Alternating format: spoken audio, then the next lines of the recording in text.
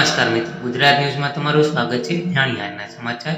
છત્તીસગઢના દુર્ગ જિલ્લામાં મંગળવારે સાંજે એક બસ મોરામ માટેની ખાણમાં ખાડામાં પડી જતા 11 લોકોના મોત થયા હતા અને 20થી વધુ લોકો ઘાયલ થયા હતા।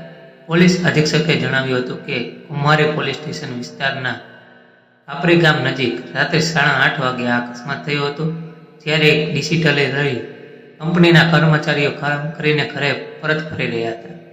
ન્યૂઝ એજન્સી અનુસાર એસપીએ જણાવ્યું હતું કે પ્રાથમિક માહિતી અનુસાર લગભગ 40થી વધુ લોકો ભરેલી બસ રસ્તા પરથી લપસીને 40 ફૂટ ઊંડી મુરામ ખાણમાં પડી ગઈ હતી। મુરામ એક પ્રકારની માટી છે જેનો ઉપયોગ બાંધકામ માટે થાય છે। એસપીના જણાવ્યા અનુસાર માહિતી મળતા જ પોલીસની એક ટીમ ઘટના સ્થળે પહોંચી અને બચાવ કામ શરૂ કરી દીધું હતું। અધિકારીએ જણાવ્યું હતું કે ઘાયલ લોકોને નજીકની હોસ્પિટલમાં દાખલ કરવામાં આવ્યા છે। આવી જ માહિતી માટે ચેનલને સબસ્ક્રાઇબ અને વિડીયો